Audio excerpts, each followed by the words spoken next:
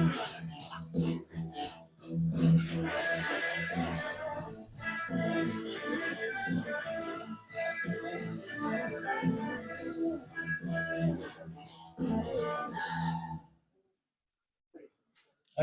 so welcome to the final press conference of the Ocean Globe Race before you all set off in days, okay? And welcome to Che Bly, good to have you here again, and to some of the media that are here, and all of the crew, and also to Tim from MDL. And I think it's appropriate I say straight away, as you all know, we've got an amazing course, and we're actually starting in the UK. I really appreciate the support from an anonymous benefactor and also MDL to get us into the village here and create the final link to redoing what was the golden age of fully crewed racing around the world. We had a great night the other night with all the vets, to get the feel of things, and they're now watching us as much as we were watching them 50 years ago. So it's a bit of fun. It's really, truly hard to believe that this epic adventure is going to start in a couple of days. I just can't believe it. Geez, today's Thursday. What's going on? So get ready. Like I know you really are. Everyone's looking really good. The atmosphere is kind of cool, and there's a huge challenge ahead, a huge adventure, and none of us know what's going to happen. But other than the fact it's going to be quite amazing. So thanks for your passion and for your commitment, your blood, sweat, and tears over years to get here. It's really happening. It's pretty cool. So today's all about just getting a quick snippet and understanding of who's actually in the event. We're going to give an opportunity for the media to ask questions after that, once we go through it. And where do we go from here? I'd just also like to say thanks to a lot of people as well that have helped to get us here after all this time. Our team, I don't need to name them, our team is instrumental in what's going on. You've all been interacting with them over the last few days and weeks and months and years. And also to Barry, thanks for being part of this whole thing as our ambassador. We've been speaking about this for a long time. Also, strangely enough, to Robin Knox-Johnston, who is a great friend. He can't be here today, but he's in spirit. And also so many other people that have sort of believed in the dream of trying to do this. And it was something that I was passionate about for a long time, mainly because I would have liked to have done the Whitbread one day. It didn't happen. And it's all changed, as you know. Money's a big deal. There was no other venue once it went fully professional with the Volvo race, which was really exciting. It's fantastic. We love it. It knocked it out for the individual. A group of sailors that wanted to get together and race around the world. There's a full circle navigation, specifically via Cape Horn as well. It's a box that a lot of people want to tick. And you've all picked up the mantle of that. And it's really incredible. It's exciting for Jane and I. And you'll all become, and in fact you already are, a great inspiration for a lot of people around the world. You've all got your own story to tell. Maiden's all about women and education. Neptune's all about Parkinson's and following dreams. And I'm not sure about some of the others in terms of Sterner. Flying a huge flag for South Africa. Doing the deal there. Penduic 6. What can you say? All these sorts of things. It's going to be a very colourful and very exciting journey, and there's going to be lots of ways that you can follow that. So. Your Trailblazers also. This is the first edition of the Ocean Globe Race, and I'm absolutely convinced that this event will become bigger and bigger as it moves on. But you are the lucky ones, because the first one is always the best one, okay? And we're starting with a bit of a bang, which is quite fun for us to. Sometimes I've got to take a sideways step and forget about Don McIntyre organising, just think, hey, this is cool. We're watching something really special. And I'm actually enjoying it as much as some of you may think I'm stressed and under pressure and stuff. I don't look at it that way. We've got an objective, as you know. We're holding true to the cause. We don't know whether that's right or wrong. I think we're all doing the right thing at the moment in terms of the concept. But we won't really know until it's all over. So I appreciate all of the comments that we get and the way you're handling yourselves, listening to me being a dictator, right? But we have a vision, and you're all part of that vision. And I look forward to, when it's all over, having a huge party and looking back and think, oh, remember that first bloody press conference. You know, remember the first reunion we had with all the Whitbread people? It'll go really quick. But one thing I know for sure, I've only been down south sailing around the world once, and I know many of you have done much more than that. But one thing I know, you will question yourself. You'll wonder why you're there. You'll think, oh, this is horrible, blah, blah, blah. But as those that have done it before know, you can't get off, right? You've got to hack it out until you get to port. And then you remember the good things, and those bad things become sort of achievements. The Ocean Globe is all about life-defining moments, and you're actually on your way now, just about touch wood. So the thing I want to stress is that just enjoy the ride. That's really critical. I know you will. Understand that all those things like fear and apprehension and cold and hunger and danger and all those things, it's all what I call above and below the line. You know, the whole of society is set up to actually make you too comfortable. When it gets hot, what do? You go above the line, and so you put the air conditioner on and you come back down to the middle line. You think, oh, that's good. When it gets cold, what do? You put the heater on. Oh, I get up there and that's all pretty cool. The whole of a civilized society is designed to get you back to the flat line here. And when everything's perfect and you've got the house, you've got the car, you've got all the bits and air conditioners, heaters, life becomes like that. You've decided to step out and put yourself in a position where you're going to be stressed. You're going to be scared. You're going to be all these things. They're all the peaks and troughs of emotion. That's really life. So well done. Let's look forward to an amazing challenge. Thanks again for everything that got you to this point.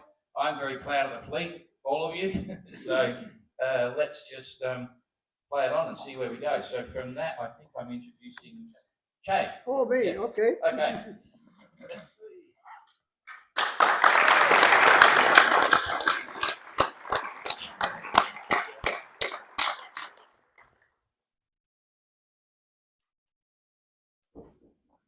Oh, wow.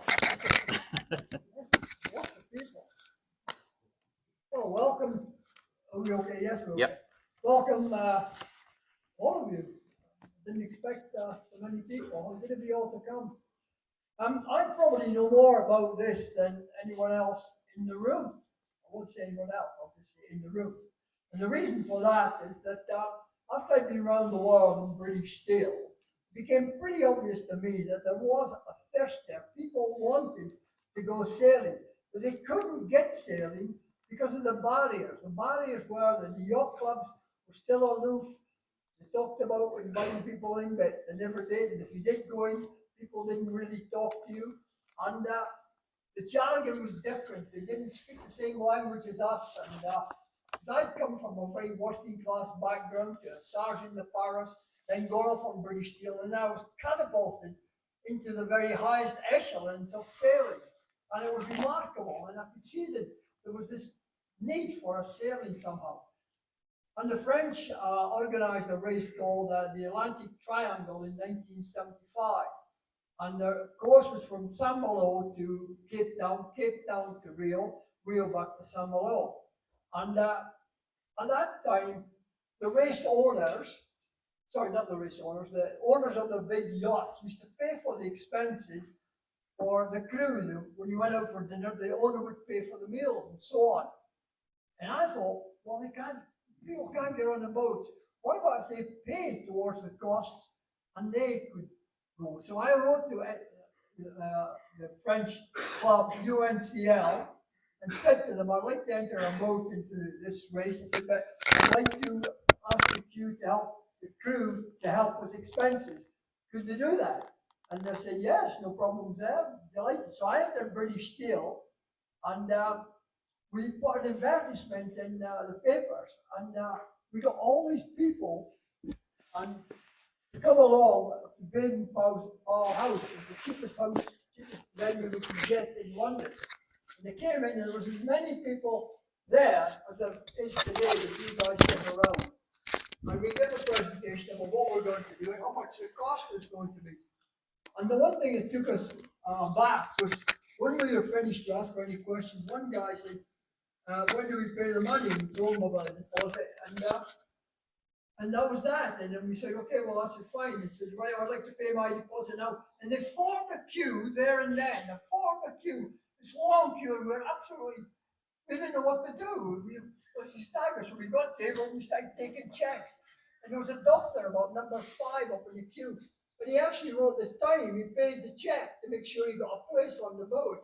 It was extraordinary. So the thirst was clearly there that people wanted to venture. We filled that boat up, and of course we then did the trick with GB2 with Rob James taking them around the world in the second whitman. Then of course I went on to do the challenge races, and we had people from all walks of life. I think it was something like about 82% of the people who came on the challenge had never sailed before in their lives. They wanted this adventure, and they came from all walks of life, as I say. With doctors, with dentists, we got airline pilots, we got cleaners. There was a young guy who was a swimming pool attendant in Nottingham. He'd never been a yacht crew in his life, and I used to interview every single person that went on the race. And he came along, and imagine him in the Royal Ocean Racing Club. If you've never been there, you have a faster room where you've got Commodores falling off the wall, all wooden veneer all around and so on. Imagine how inhibited he was there. And sure enough, I said, yes, you can come. And sure enough, he went round. He was eventually invited after the challenge onto a racing yacht. So there you've got people that the quest is there for people who want adventure. Now I've got some slides to show you, but you've all seen them, so I'm afraid I didn't bring any more, so you've got the same ones again. And here you've got this, the start. It was, I'll say again, it was actually bloody chaotic. Boats everywhere, all in your path. Okay? Next. Now I'm not going to do a jig tonight. Oh, was you guys not there when I did the jig? That was a joke here, you meant to laugh. Anyway, this is my favourite photograph of all time. Wonderful photograph. I'm the weather of Taberley, and ahead of him, God, it was wonderful.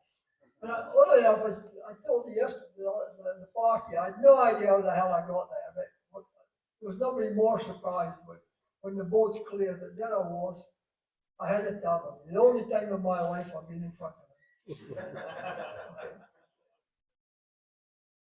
The rest are all just simple stuff.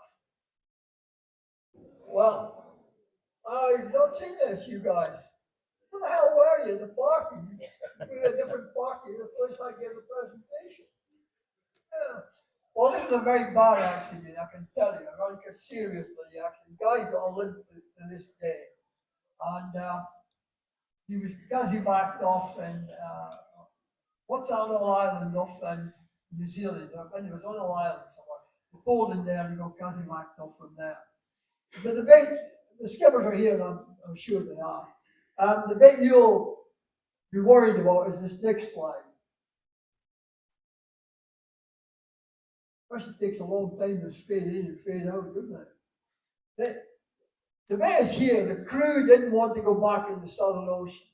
They were bloody frightened, I guess. I wasn't there personally, they were on a different island for me.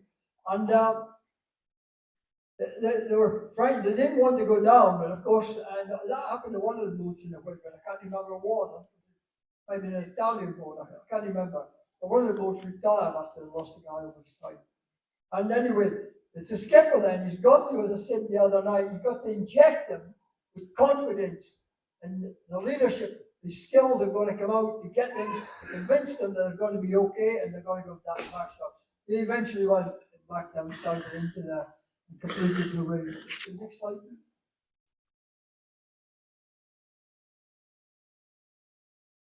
And this is us crossing the finish line. We were the first boat. The reason I chose a 77-foot boat as opposed to a handicap boat was because in my mind, first over the line wins the race, not a week later when somebody pops up and says, well, they won the race because of the handicap system. Everybody's buggered off home by this time. So it's go to the line and the clock up, you're the winner. And there's the next slide. Oh, that's it? Oh, well, the other thing which I showed the slide was the trophies. We won, hard to believe this, 9 out of 11. There was 11 trophies. And we won 9 of them. Imagine that. But it wasn't because we could sail really good. We weren't that good, really. it was because of attrition. So you guys are going to watch. Attrition's the name of the game. If you're broken down, you ain't going to win. Nobody knew that. I mean, he was dispatched it twice. I love it.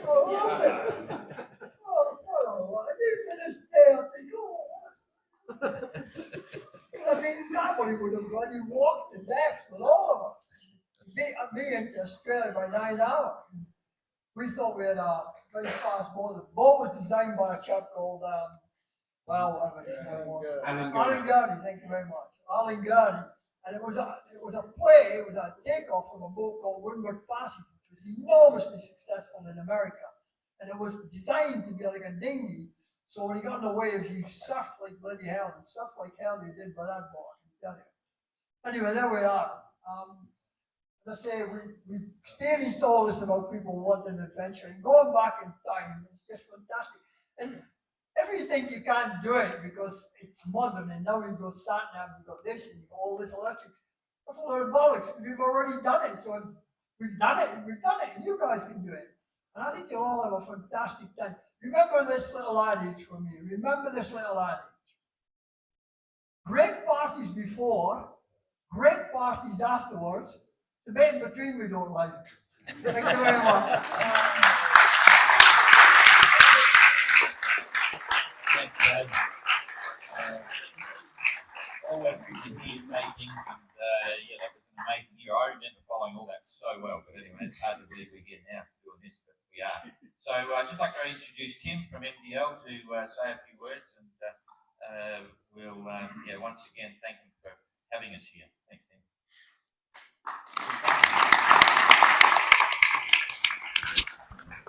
The good news is I will be fairly quick and then we can get back to some really interesting stories. But the first question most people ask is, why have MDL decided to support the Ocean Globe Race? And actually the simple answer is the conversations we started about a year ago.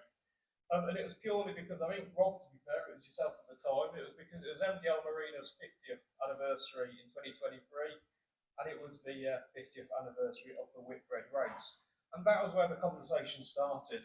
I think it's fairly quickly into those conversations with Don, with Rob, with Georgie, that actually one thing we all had in common was that we were hoping to inspire people, and hoping to inspire people to do things that perhaps they hadn't thought of doing before.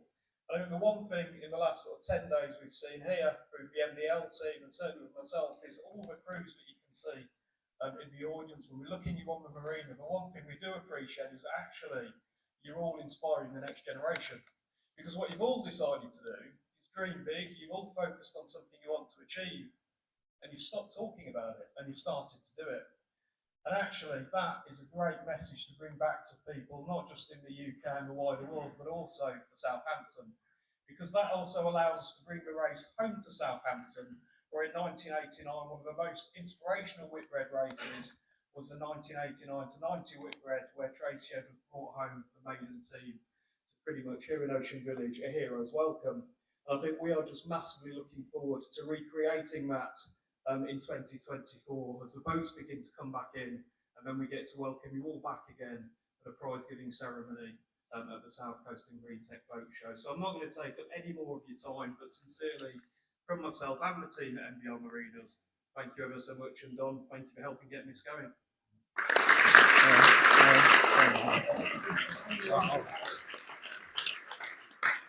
I don't think I need to introduce Barry, but I think he was expecting me to. So we've been mates for a long time, a long, long time, maybe too long.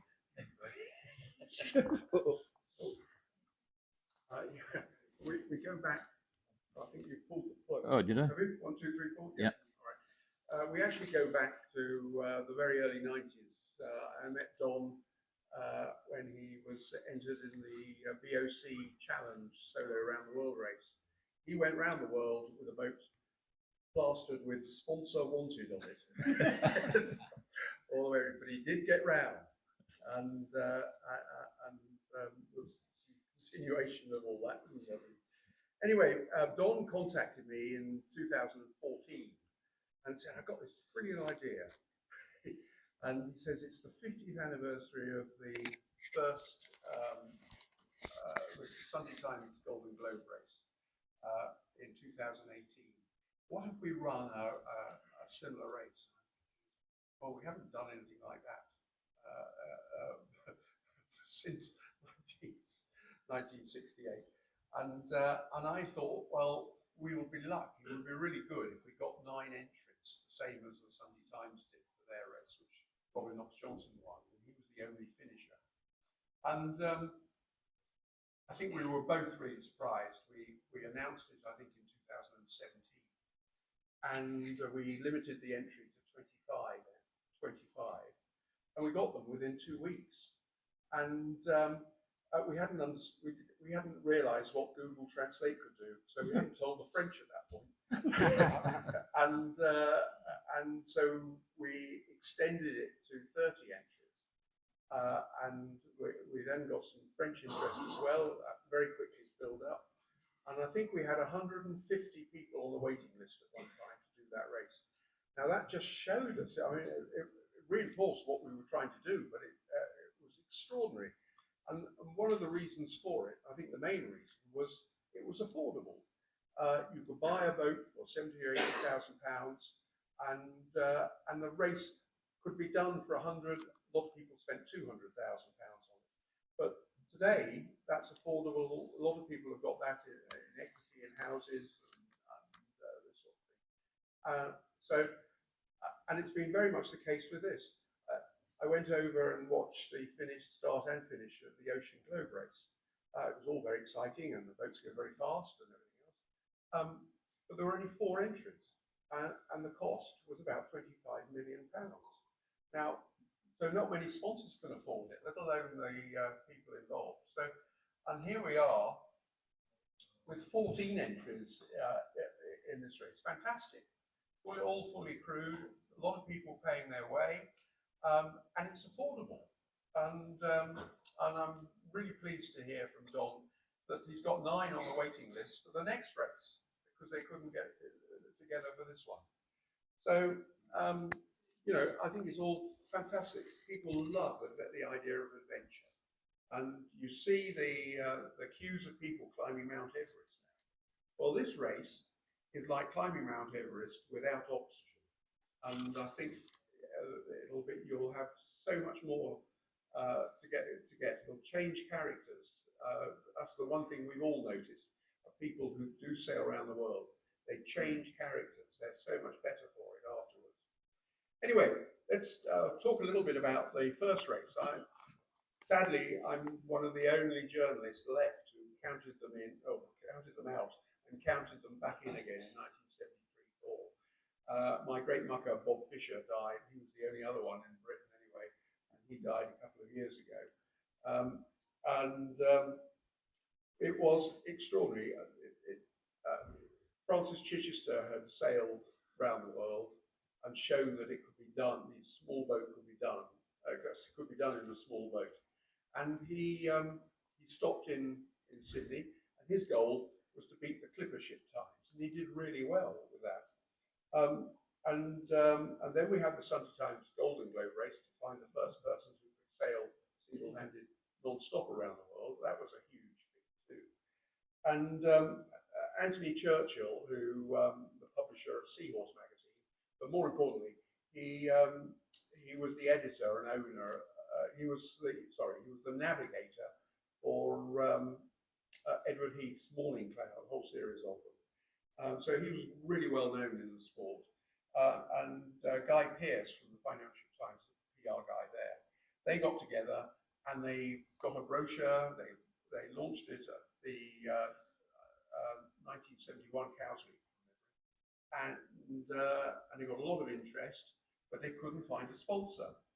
And so the Royal Naval Sailing Association stepped in because Whitbread Brewery, they had a brewery just down the road from there, and they said they would sponsor it if the RNSA organised it.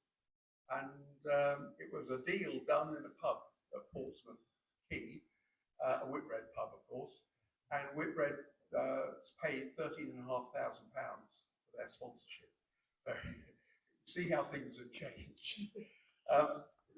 Anyway, we didn't know. I mean, the fact is, the Flat Earth Society was still meeting in So there was a lot to be learned, and we didn't know.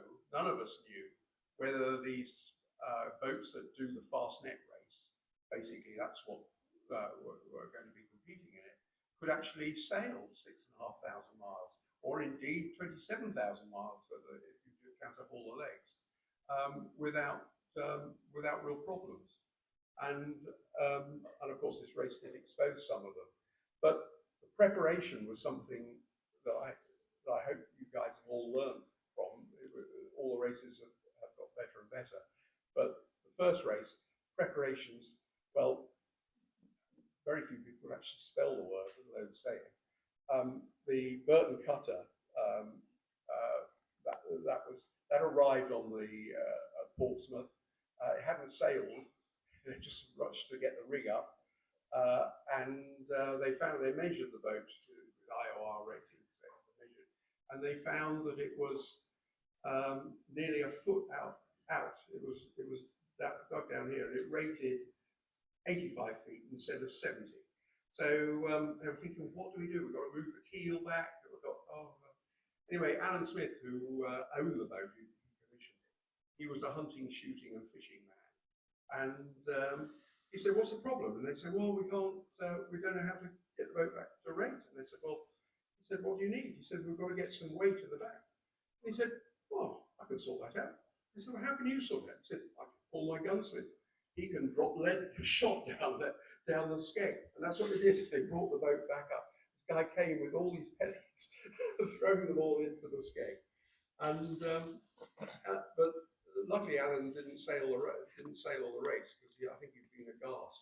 They, as Butch, one of the people mentioned the other night, it took them a week to realise that nobody had actually plugged the toilets into the outlet pipes. And that ruined quite a lot of food. There was a sawing noise as they went round the Isle of Wight, and they all had bits of 4x2 and smaller bits of wood. None of the bunks had been made at the time of the start, so that first night they had to make their own bunks. And Peter Blake, I've had many interviews with him over the years, and he recalled that they put the sails up for the first time. He had a big roll of rope attached to the push bit, and they would run off the sheets back again, cut them. That's the sheet for that sail. And this is what they were doing as they left. So and there were lots of funny things. Probably the funniest thing of all was that they had a watch system, but it relied on a game, on a board game, and anybody still in the board game didn't go on watch. So they were playing this all the time, and so at one point there was only one person on deck. Yeah. Anyway, the money was all on Adventure, which was a Swan 55. It was a Royal Navy entry, and they were definitely the most prepared. But they chose to get as many people as possible to have the experience. They chose to swap crews at every leg. So there was a learning curve again each time. But I think they would have won the race on handicap, that is, if they hadn't had a problem with their rudder, and they had to steer the second leg, half of it anyway, using a trim tab at the back. They couldn't use the rudder, and that slowed them down. It could only move about 15 degrees, so that slowed them down. But once they got it repaired, they won 3 of the 4 legs on handicap. So they, from memory, they finished second overall. Sayula, Butch will come up and tell you, but you joined the crew 3 days before the start.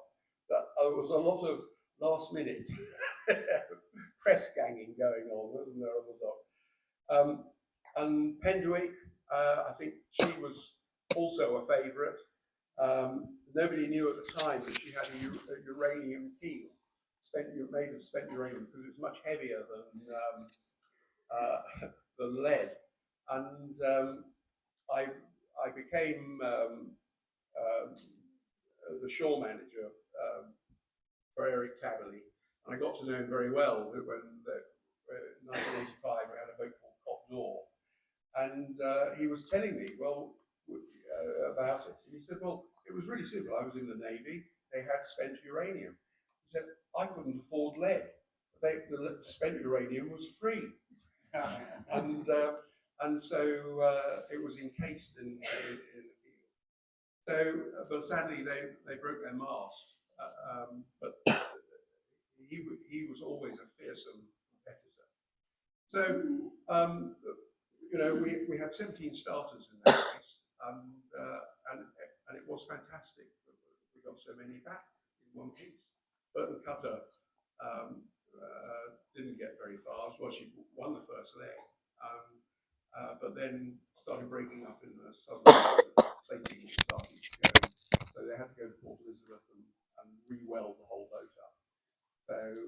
So that was all down really to lack of preparation.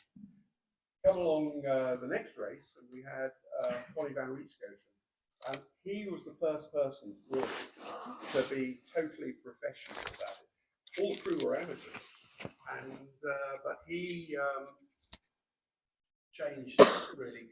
He treated it as a business. He was a businessman. He had 2,000 employees working for him in Holland, and he did his interviews. He did the cruise. He was the first one to do 2 transatlantic crossings as part of the preparation. First one to get the crew to see who worked together best and everything else. The second one was a race, which they won, transatlantic race, and they did remember 146 different changes to the boat after that experience. And from that point on, he's always said that 90% of the race is won before the start, and it's proved time and time again. So there's a little snapshot of what to expect. Who's adventure class? Yeah.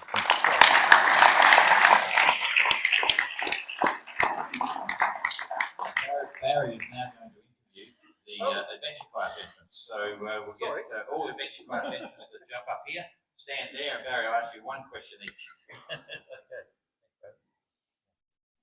Not the entrance, the skippers. Skipper? Yeah. Who's the tallest one?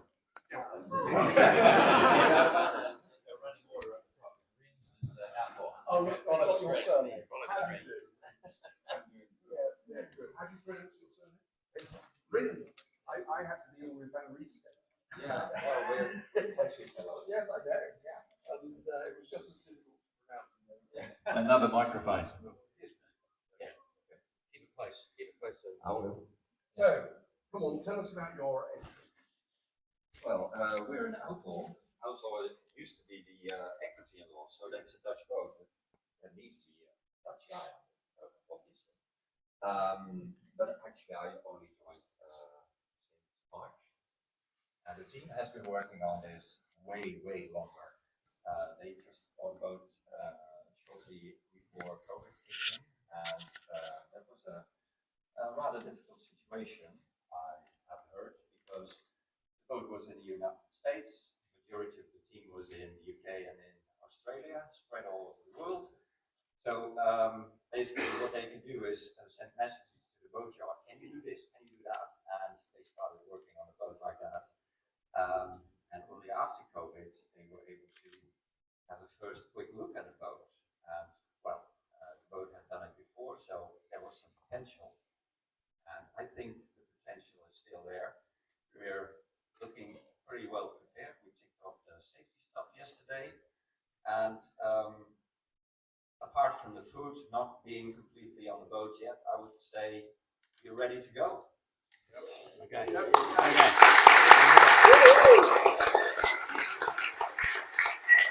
That's it. That's it. Next. We've got 1 minute each. 1 minute. Rufus, you're the first one. Rufus. Rufus, Barry, microphone up here. Rufus, you're the first one to get a green card. You're ready to go.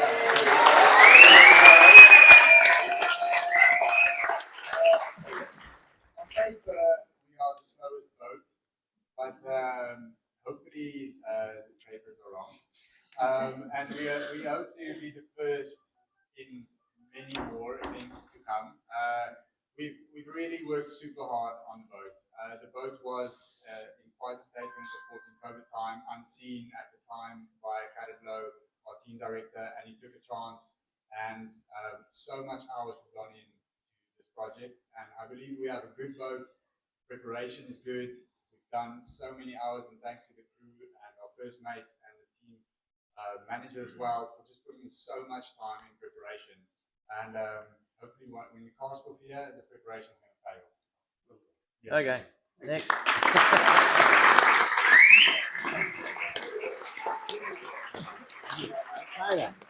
Oh, Brianna.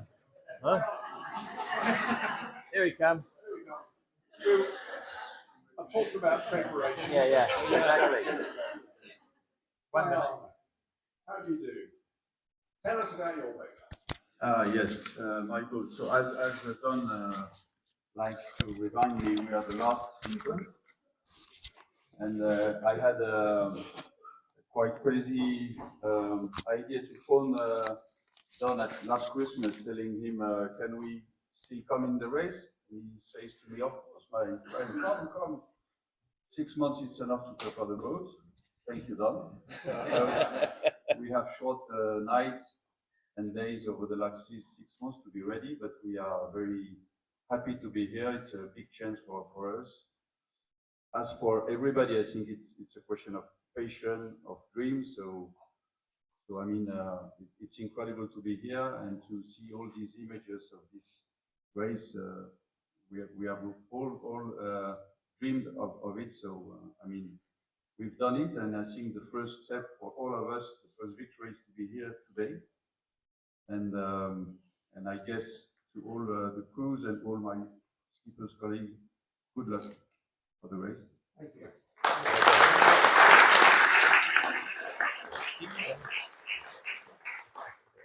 Tapio, come on, tell us about your boat. I'll tell about our project. I did the first whitbread or my first circumnavigation in '81 in Scotland or Finland. And then I was 38 years or some later, and 2018 Golden Globe race, and I was devastated by the diminished amount of life on the oceans, which is due to the climate change to the big part. And so when we started the project comprising of 2 back-to-back circumnavigations, the Golden Globe race last year and this one starting now, we started a project which we have called Papiolettinen Sailing for the Future of the Planet, and we have been teamed up with 12 Finnish companies who all are ambitious, innovative pioneers in sustainable, doing business in a sustainable way as part of the solution when we are moving towards carbon neutral circular economy. But at the same time, I'm very proud that we have one of the youngest, if not the youngest team in the race.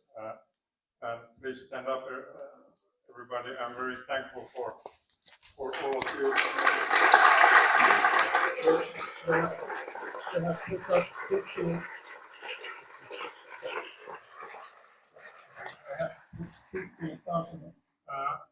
Hours into the refit of the boat, and we have been sailing already 3 years together, or if not 4. So I feel very confident. We had a very proper shakedown in the fastest race, losing our rig, but I told the team that Simon Le Bon lost the keel in the fastest race before the 85 whitbread. We only lost the mast, and here we are ready to go. Thank you. Well done.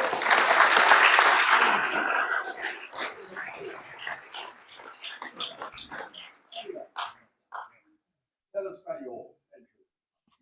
Yeah, we're Godspeed Swamp 51, better nonprofit that operates in Texas.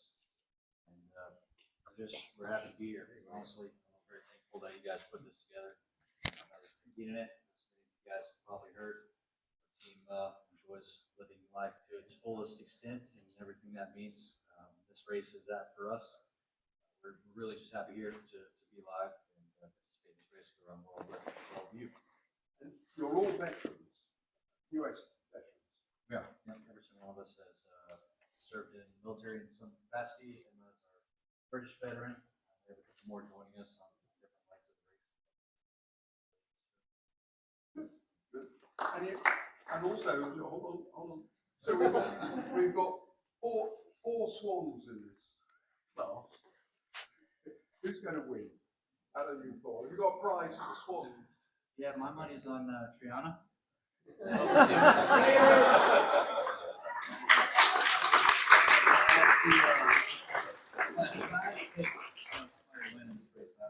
hope the South African team hopes certain wins, because that would be awesome. South African wins Golden Globe, South African wins Ocean Globe. No pressure, guys. Sorry. Yeah.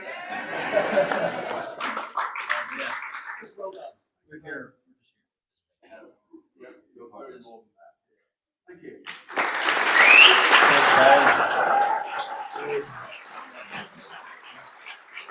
The audio guys up there, can we crank up the volume if we can? Okay, so Butch, do you want to come up and tell us all about your experience, and then we'll go with Sayula class. Swallow it up. Okay, good morning, everyone. I'm sure that some of you are maybe feeling a little bit worried because of all this talk about yacht preparation and going twice across the Atlantic just to make sure that the stove's working all right, or whatever it is. And just to reassure you, the way that it worked with Sayula was that the owner ordered the boat, and he realized at the last minute that the boat wasn't going to be completed on time. So he got a list of all the people who'd ordered Swan 65 from Peter Sari, and he rang all the people who were ahead of him in the queue. He rang them all up, and eventually he found that one of them was prepared to change places with him so that he could get his boat in time for the start. So that's how late he was. But anyway, he got his boat, and he always reckoned that a boat has a finite life. So every time you go sailing, you're using up the life of the boat, the life of the equipment, whatever it is. And so he really didn't want anyone to go out practicing or anything like that. The only practice they did was that they did the fastnet race with the crew. Well, first of all, Ramon Carlin, he was going to go sailing with his wife, his son, 2 nephews, and his manservant. And when they got the boat, they found that there was a little bit more to the sailing business than they thought. And so they decided that they needed some other people. And I was lucky enough to be one of those other people who was press ganged onto the boat. Very willingly, I might say. But anyway, on the fastnet race, that was their only shakedown. And certainly they weren't going to go out checking anything anyway. Now the other thing, this race, I think everyone says the big deal about this race is that you're not allowed to use GPS, and I'm really pleased about that, because one of the thrills of sailing is to do a 3-star fix. And I don't know how many people here have done a 3-star fix, but it's absolutely the most wonderful experience afloat, because it has to be done either in the early morning or in the evening, because not only do you need to see a star, but you also need to be able to see the horizon. So you wait until the end of the day and you prepare everything, and you come out, and as the light begins to fade, the first stars appear, and the first ones are always planets. So you think, well, that's no good because they're too difficult to calculate. Much easier to calculate with a star. And eventually the stars that you're hoping for twinkle into view, and you start taking your your sights and marking the time and everything. And you need to take 3 of them, at least 3, and you try and get them as widely spread as possible. And obviously you're restricted because sometimes the sails are in the way. So you have to choose your stars carefully and a bit of sky that you can actually see.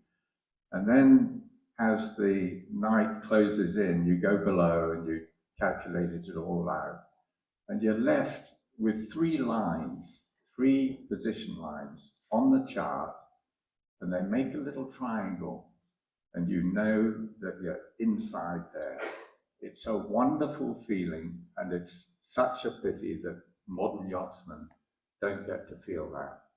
And you people, I hope, are going to have the thrill of doing 3-star fixes on your way around. But of course, most of the time you use the sun, because the sun is a bit more reliable than the stars. But a 3-star fix is a real pleasure. Anyway, I suppose everyone is expecting me to tell you how to win this race. I don't really know. I hope one of you is going to know, and probably one of you people here in 50 years' time is going to be standing where I'm standing, talking to tell people in 50 years how you won the race of 23-24. So, yeah, oh yes, there's just one other thing. On behalf of the Tabali family here present, I just had like to quietly, very quietly point out that Che did in fact get dismasted on the race. But since he had 2 masts... Mizzen mast. Yeah, it was the mizzen mast. But yeah, he still got dismasted. Anyway, I think I'm about to interview some of the skippers. Yeah, sailor class skippers out here. I'll get you standing right here, all right on the side. Come on over. Butch, if you come over here, more Sure. light over this side. And I can read my... crowd in. More light. So you get out of there and then. Come over here. That's it. Yeah, who's first? Juicy's first. Hi. Yes, you've got a Swan 651. Oh, yes. That's the Herman Fress design. It is. Lovely boat. Lovely boat. Is it the catch version or the sloop? It's a sloop, yeah. Oh, what a dream boat. Oh, yeah. She's a beast. Yeah. How long have you had her? We tried to board her already in 2020. Right. She was in San Diego. Unfortunately, there was one Norwegian guy who bid a little bit more than us, but then you still beat him in the end. Yeah, eventually he did all the show to sail it back in Europe. Of course, the COVID kicked in, as we heard earlier, and there was a lot of things. And then he rang me next Christmas. He had sailed the boat in Finland and asked if we would still be interested. And I thought that now my stars are shining that well. Good. Now we need to bite. That's a great way to start. Okay, And- next. Next. Okay, Mark, Well- kick it. No, oh no, John Christoph. There's an order. Yeah. Oh, and you have a Swan 65?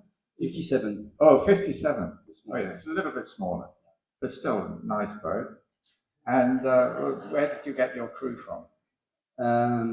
We were, I believe, and you said, we were one of the first entry in the Ocean Globe Race, a little bit romantic. And then the reality principle called us back to earth and say, how we need a boat and we need funding. And because all of the crew, most of it is still working on the boat right now, but we decided to stay free and we said, no sponsor. We have to define ourselves what we want to do. We don't want to have to give anything to anybody. So we built a campaign where all the crews participating to the costs. Looked for a boat in the middle of the COVID, found a boat 3 years ago in Roma, and all the refit has been done by the crew. We didn't go to a boat yard.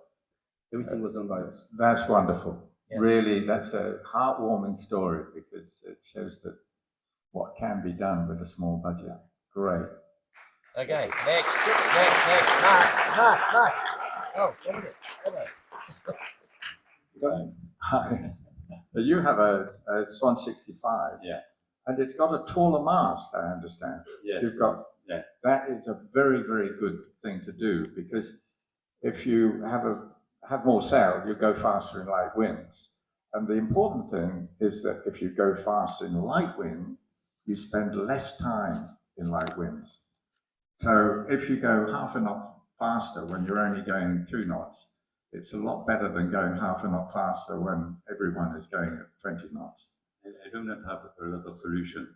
When I find the boat, I catch it, and Yeah. that's all. So you mean it was just luck that got you the bigger mast? Luck. After what I've to leave, it's a chance, yes, to find another boat, because we have a 651. As you see before, we spent 3 years working a lot to prepare the boat, and then it falls down, break. And we have to find a new boat 16th of January. And I buy every car the 7th of March. And then we have to work very hard. I want to thank all my crew for the huge job they have to do, to redo, and to be present here. I think the story coming through.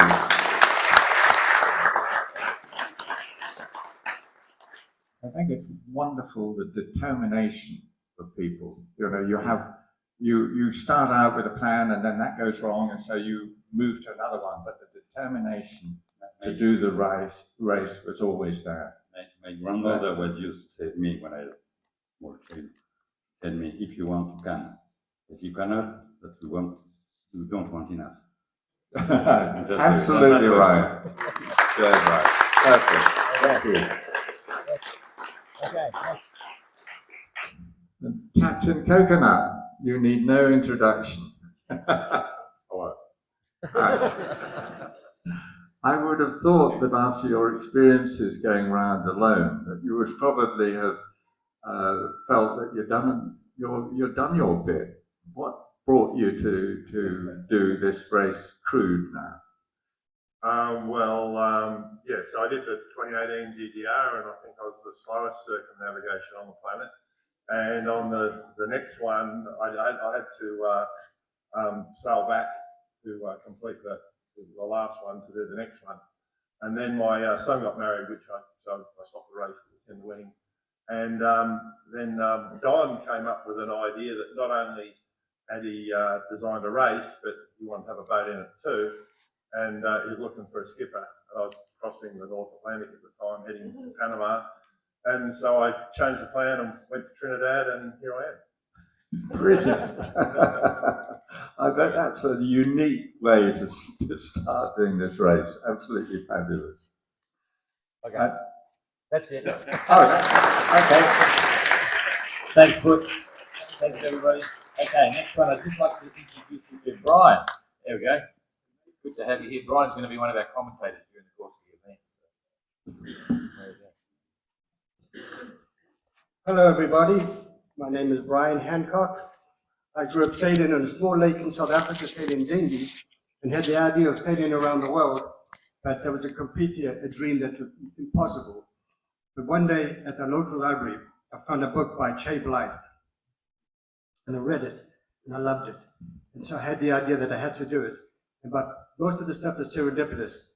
I managed to get on a boat to the Cape Town to Uruguay race, and then we went to the Caribbean and to England.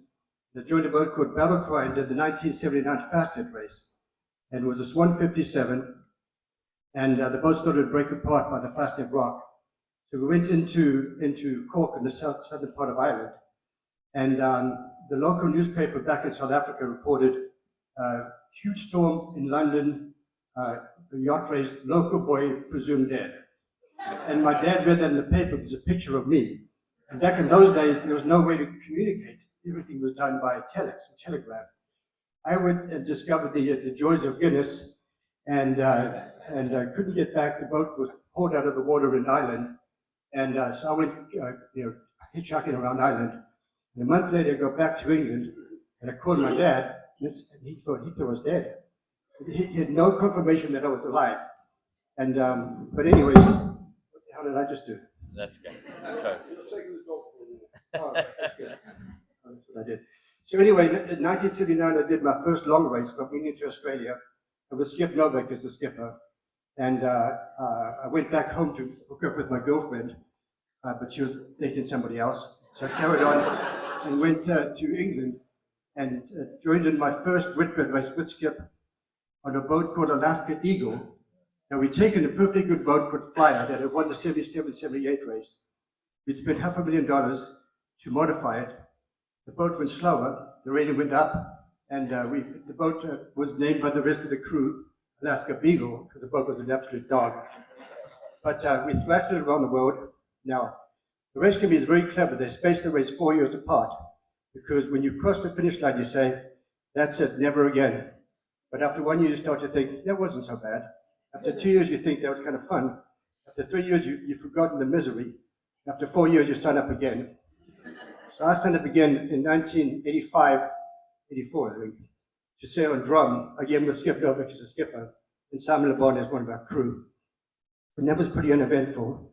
And then we finished the race in 1986, and I said, that's it, never again. And I got married. And my wife said, in the marriage contract, another Whitbread is grounds for divorce. And I said, that's fine, I'm happy to sign that, I'm not going to do another one. Until 4 years later. And by that time I had a kid. And 48 hours before the start of the race, this was the Soviet Union boat Vizici. Skip called me up 48 hours before the start of the race and said, what are you doing for the next month? I said, Skip, you can't do this to me. But my wife was away at a trade show, and I left my daughter with her parents, left a note on the refrigerator, and I took her to England. Came down to Southampton, saw the boat, and thought, what the heck have I got myself into? This thing's low slung, really strange design. There were 14 Soviets on board that didn't speak a word of English. Me and Skip that didn't speak not a word of Russian. The London bookmakers had given us 100 to 1 odds. We wouldn't even make the start line, let alone the finish line. But I knew on the way up to the start that we were in deep trouble, because when you see a crew doing this, you see we're trying to wind the wind around the winch. You know, these guys had no sailing experience at all. But we took off across the start line, right behind Steinlager, second across the start line.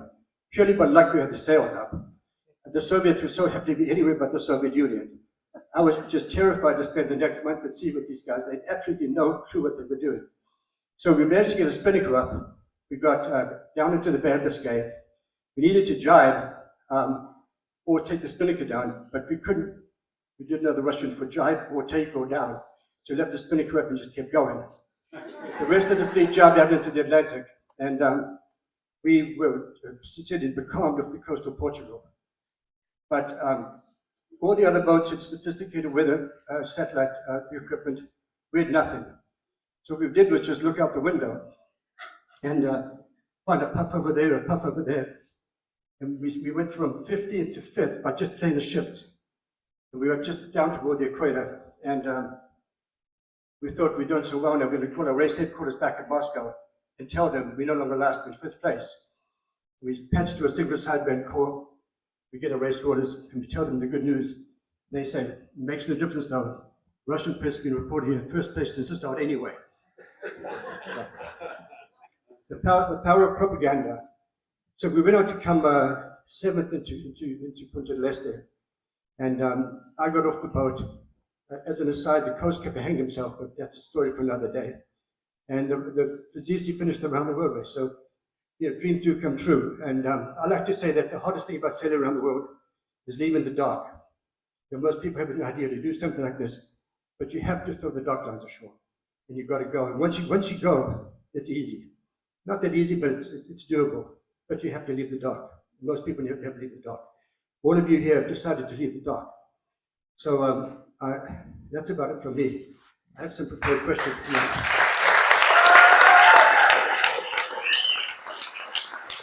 Thanks, Brian. We need the flyer class speakers up now. Flyer class, where are you? Up, come on. Okay, and we'll go from there. Maybe come over this way, keep out of the way of that OGR sticker, because it's bad for photos. Keep coming back here a bit, Ron. You can, come back this way, come back. There you go. Are there 5 boats? This is someone, no? There's Lionel. That's there. Yeah. You don't know? Yeah. Yeah. Oh, wait. I have a question for you, right? Your yacht has a rich history. I first raced against it in 81-82 Whitbread when she was 33 export, right?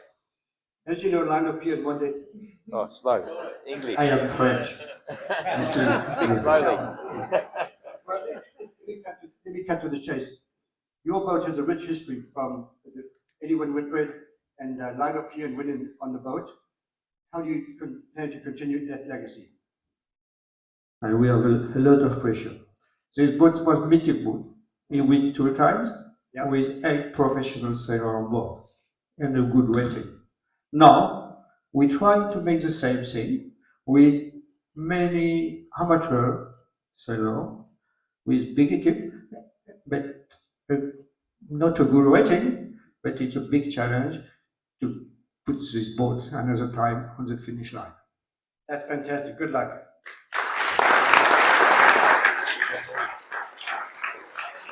Marco. Hey. This is not Marco. This is keep coming away from the program. Hi, Brian.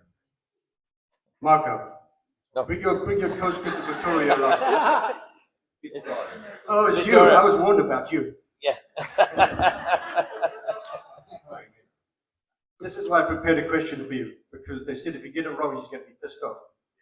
All right, so you come from a legendary Italian sailing family. I did some homework. Wikipedia, very useful, right? I know that your father Franco and Uncle Dodi participated in the very first Whitbread race. You were running 4th in the Vendée Globe when you lost your rudder, and west of Cape Horn. Now you're co-skipping a boat that was first skipped by Claire Francis, ADC anchor track. Tell me how it feels for you personally to go from a high-tech boat of Vendée Globe to retracing the steps of your father and uncle in an iconic yacht. Thank you. It's a wonderful question. This gave me the possibility to tell you something. I'm going to read because my English is so bad and I want to be very precise. This is a very important occasion. And I want to tell you in the best way something that I really feel. Vendée Globe was still the 2nd edition, same spirit as we have here. So no difference about that. We are totally near OGR values because we grow up breathing all the values that today OGR brings back to the start of an ocean race. 3 generations after my uncle and my father participation in the first Whitbread, me and my son Nico, translate the chief mate, we are here to close. Please stand up, Drew. We are here.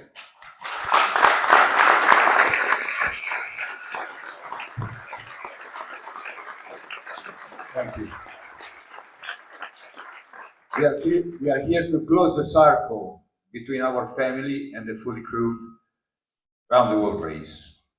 The marvelous things that make that possible, and it's true, guys, there's no communication, was the encounter with Marco and Isabel, in one word translated. A company that shared with us an OGR values, philosophy, and the way of life. When I first met Marco, he didn't spoke to me about sailing. He told me about believing in human and inclusion. He explained to me that if you give somebody the opportunity to learn and practice something, he will grow, and one day he will be able to perform that job at best. Anybody.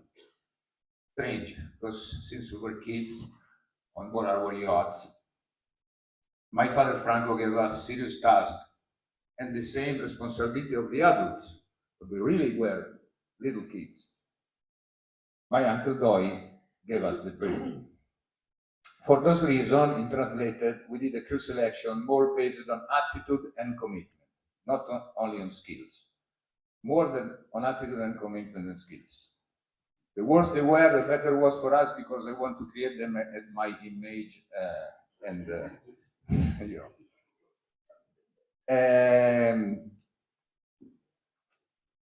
It's been a huge emotion to watch them grow, and they did it a lot.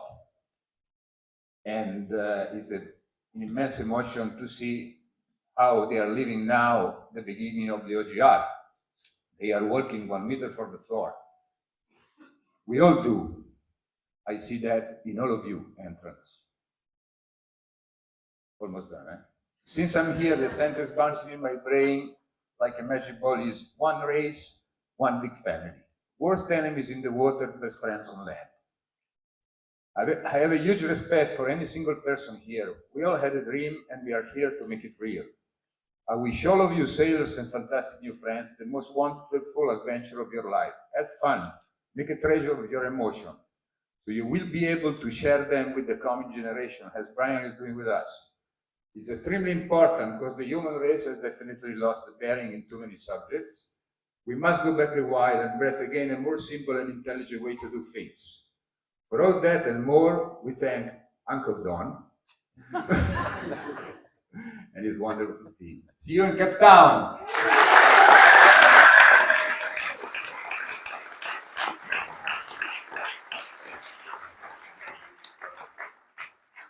Hello, everybody.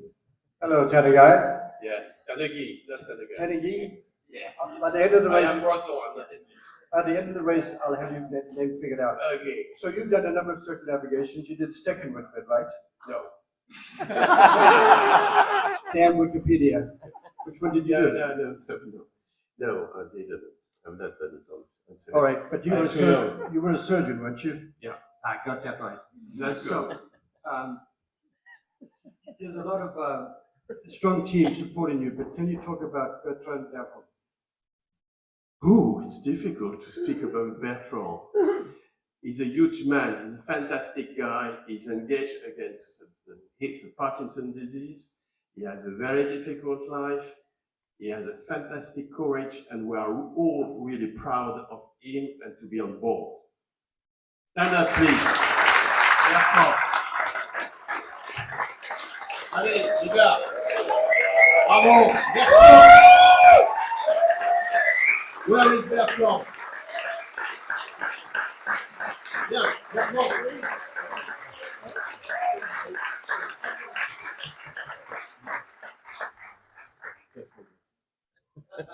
Allez, dépêche-toi.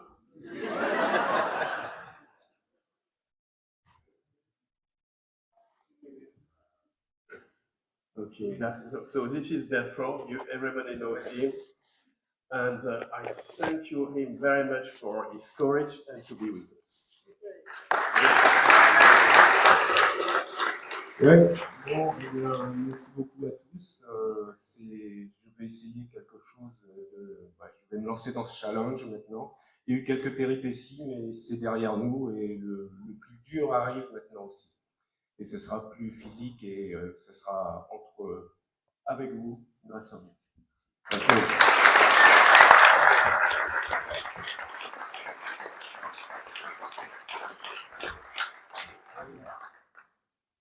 Before I ask you a question, I have a story for you. So Fazizi was roughly built, absolutely stripped out down below, no headroom, rough as guts. And Connie van Richthofen had won 2 of the previous Whitbread, came by the boat before the start, knocked on the hole and said, "Can you come on board?" I brought him on board and he looked around and goes, "No, no, no, no." And he was probably right. And then your dad came along, knocked on the hole, said, "Can I come on board?" He came down below and he goes, "C'est bon." Friends like this in simplicity. He's a wonderful man. Yeah. So my question for you.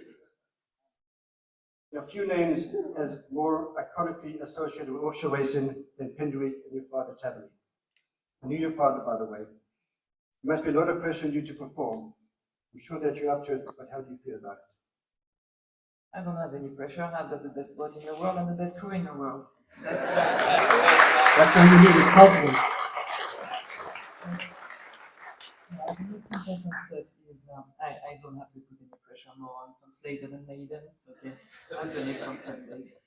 It's just now we are in 2023 and the world changed. And now what is very important is to share our stories, make people dream, put back some poetry in the world. So what my goal is just to give the legacy we have and bring a lot of knowledge. That's why I'm very happy now, because yesterday we left Pendwick 6 and we put a device on the keel. So now I'm sure I can run 2 scientific missions and bring a lot of data back from everywhere around the world. And that's for me in 2023 to biggest fun. It's just a goal is way being bigger than us. my story doesn't count and it's just a story. But now we really have to act for the planet and for human beings. So that's my goal now. Wonderful. Thank you. Good luck.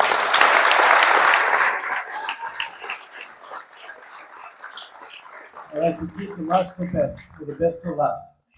So all the competitors in the fly class are having to deal with the legacy, but your challenge is unique. You have to follow in the footsteps of Tracy Edwards. How do you feel about that? I'm very, very honoured to be following in the footsteps of Tracy Edwards. And I think all the crew are really excited to show the world what women can do and what women from 8 different countries and 5 different continents can bring to a race like this.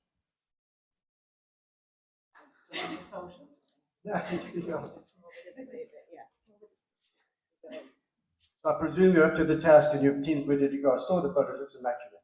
Yeah, the team have put a lot of hard work into the boat in the last 9 months, and yeah, we're excited to go and ready to go.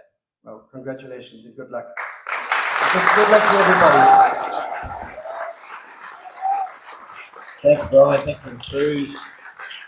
Okay, so that's it. You know, we obviously wish you well. The important things now to tell people is how they can follow the race. I know all the entrants know, but we will be receiving up to 4 short tweets a day from each of the entrants, which will go on Twitter straight away, and they'll also be summarised on Facebook. You've obviously got the live tracker, okay, on the OGR website, and you can download the app into your phone, YB Races, and follow the OGR. We'll be doing a daily update, you know, sort of a live update summarising what's happened in the previous 24 hours, as well as looking forward with the weather and so on to, you know, give an explanation of what might happen in the preceding, in the next 24 hours. We've got Instagram occasionally with the photos coming off the entrance and so on. Whenever we're on live Facebook, it'll be broadcast simultaneously on OGR YouTube as well. The weekly satellite phone calls, safety calls that come in will be recorded, and they'll be indexed on SoundCloud systems, so you can go back and listen to any of the teams anytime.